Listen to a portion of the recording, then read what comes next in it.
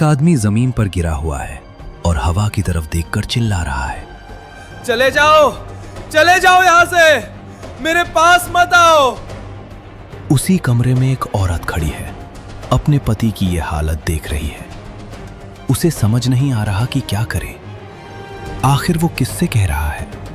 क्या वो पागल हो गया है या फिर कोई राज है? आइए देखते हैं आज की कहानी में आगे क्या होता है। शाम धीरे धीरे रात में बदल रही थी। कच्चे घर के अंदर मिट्टी के चूल्हे से आती हल्की सी गर्मी थी। एक छोटा सा दिया जल रहा था जिसकी रोशनी दीवारों पर हिल रही थी। बाहर खेत अंधेरे में डूबा हुआ था, सूखा, चुप, बिल्कुल बेजान।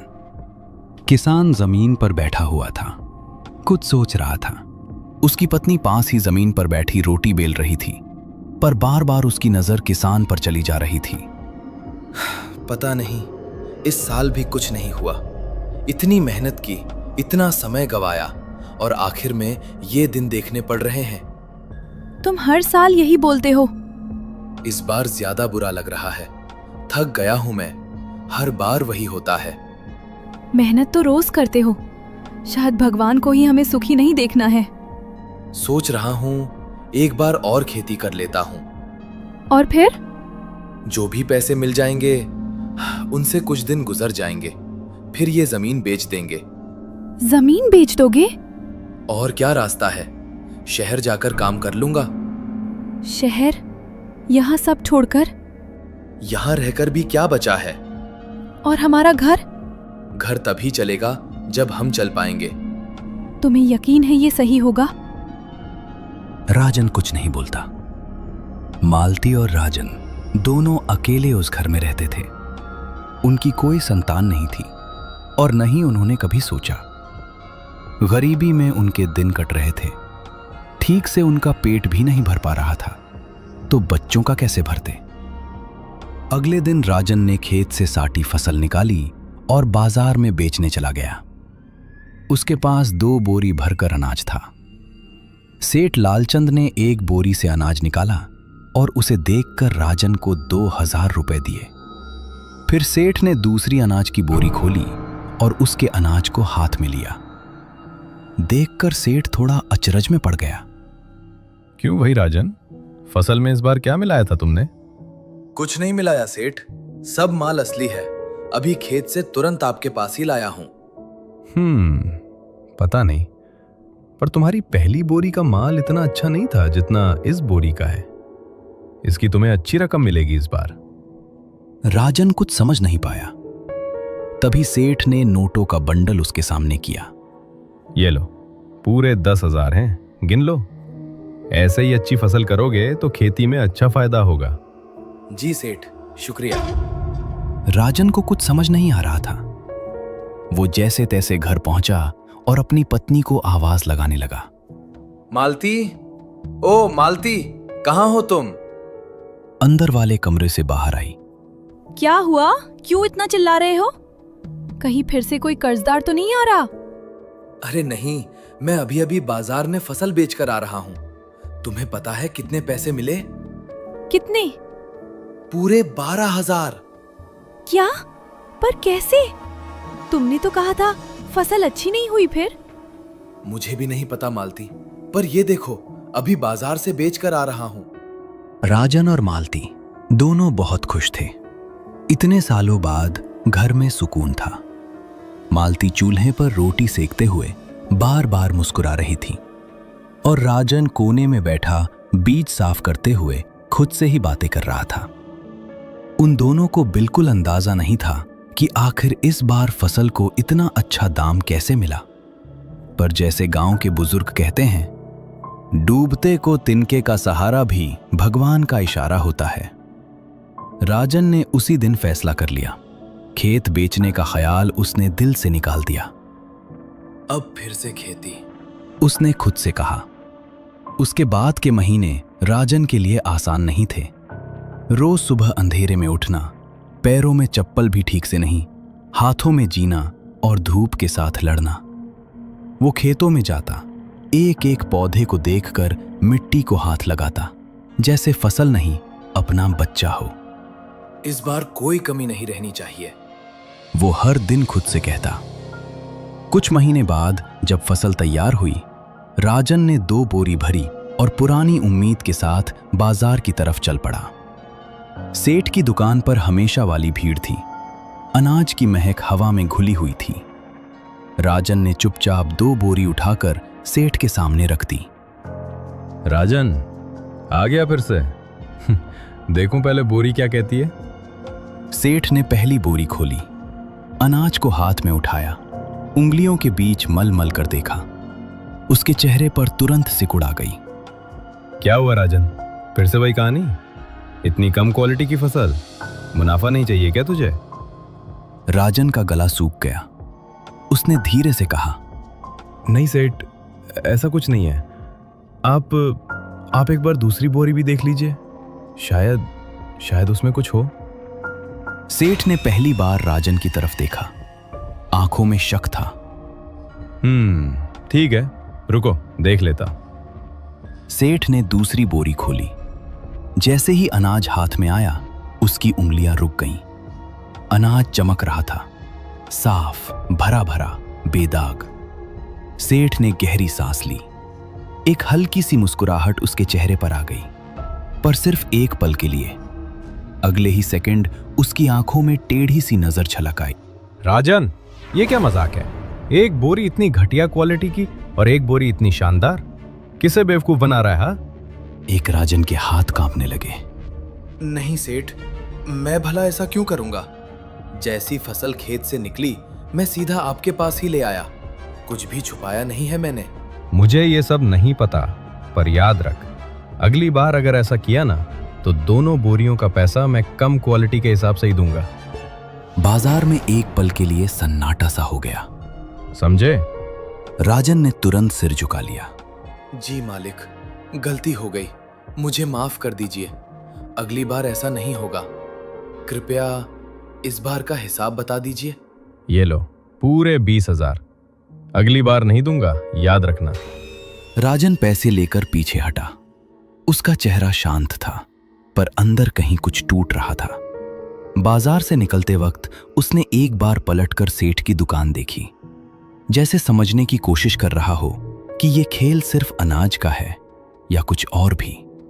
राजन बाजार से निकलकर धीरे धीरे घर की तरफ चल रहा था। हाथ में पैसों की गड्डी थी, लेकिन मन में सुकून बिल्कुल नहीं था। उसके कदम चल रहे थे, पर दिमाग वहीं अटका हुआ था। ऐसा कैसे हो सकता है? उसने अपने आप से कहा। मैंने दोनों जगह वही बीज बोया, वही खाद, वही पानी, और खुद अपने हाथों से दोनों खेत का एक सा ख्याल रखा। फिर एक बोरी घटिया और एक इतनी शानदार। एक बार मालती को सब बताता हूं, शायद उसे कुछ समझ आए। घर पहुंचते ही राजन ने देखा मालती जमीन पर बैठी हुई थी, अनाज छान रही थी। राजन बिना कुछ बोले उसके पास जाकर बैठ गया। मालती ने उसका चेहरा देखा और तुरंत समझ गई बाजार में कुछ ठीक नहीं हुआ। क्या हुआ? दाम कम मिला क्या? राजन ने गहरी सांस ली और पूरी बात बता दी। 2 बोरियां, सेठ का गुस्सा और वो अजीब सी नजर। बात खत्म होते होते कमरे में अजीब सी खामोशी छा गई। मालती ने कुछ देर तक कुछ नहीं कहा, फिर धीरे से बोली, ये कैसे हो सकता है? तुमने सब ठीक से देखा था ना राजन? हाँ मालती, मैंने एक एक पौधा खुद देखा। मुझे खुद समझ नहीं आ रहा। शायद तुमसे कुछ रह गया हो। नहीं मालती, मैंने हर चीज का ध्यान रखा। मुझे लगता है कि हमें ना। क्या? बताओ ना, शायद कोई बात बन जाए। मालती ने धीरे से राजन की तरफ देखा। उसकी आवाज पहले से ज्यादा हल्की थी। मुझे लगता है हमें एक बार अपनी जमीन खोदकर देखनी चाहिए। जमीन खोदकर? पर क्यों? बस मुझे लगता है वहां कुछ है जो हमें दिख नहीं रहा।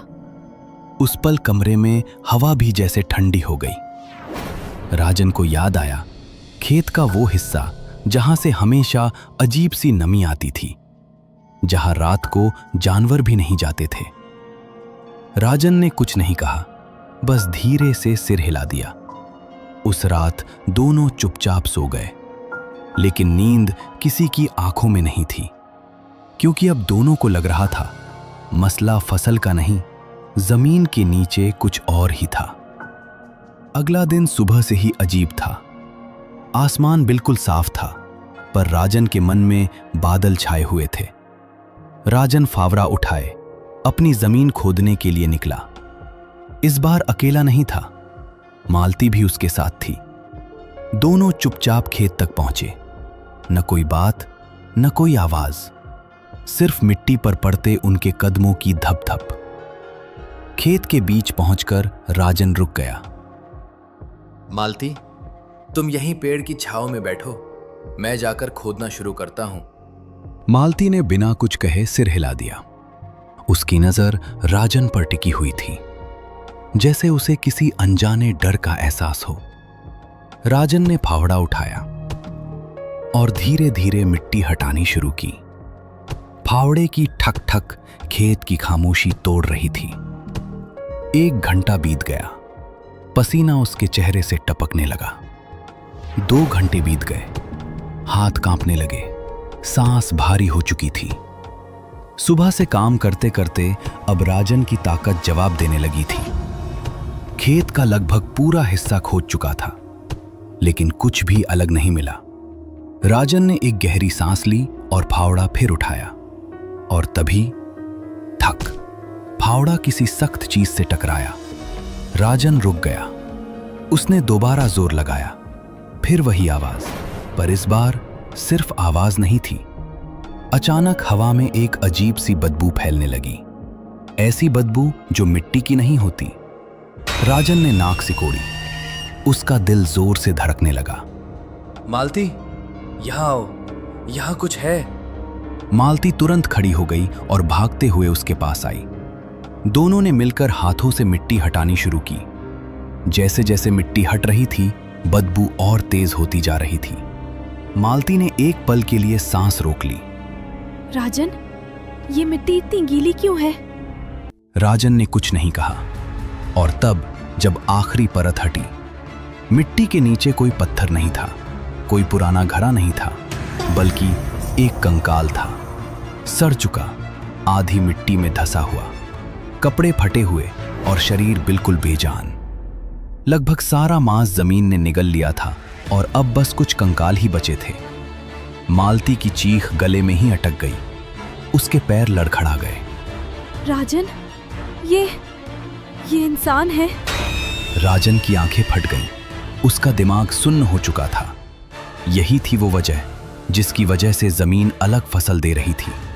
यही थी वो चीज जो उनकी मेहनत को किसी और ही चीज में बदल रही थी।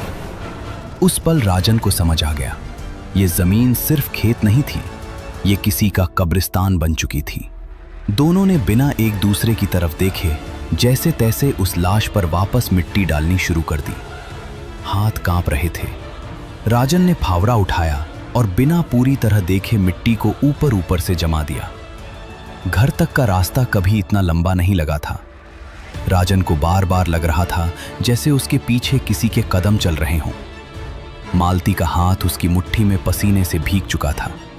दोनों बिना बोले घर के अंदर घुस गए और दरवाजा जोर से बंद कर दिया। राजन और मालती ने लाश तो छुपा दी, पर क्या गुनाह छुप पाएगा? आपको क्या लगता है, वो कंकाल किसका हो सकता है? अपनी थ्योरी कमेंट्स में बताएं और अगले भाग के लिए जुड़े रहें।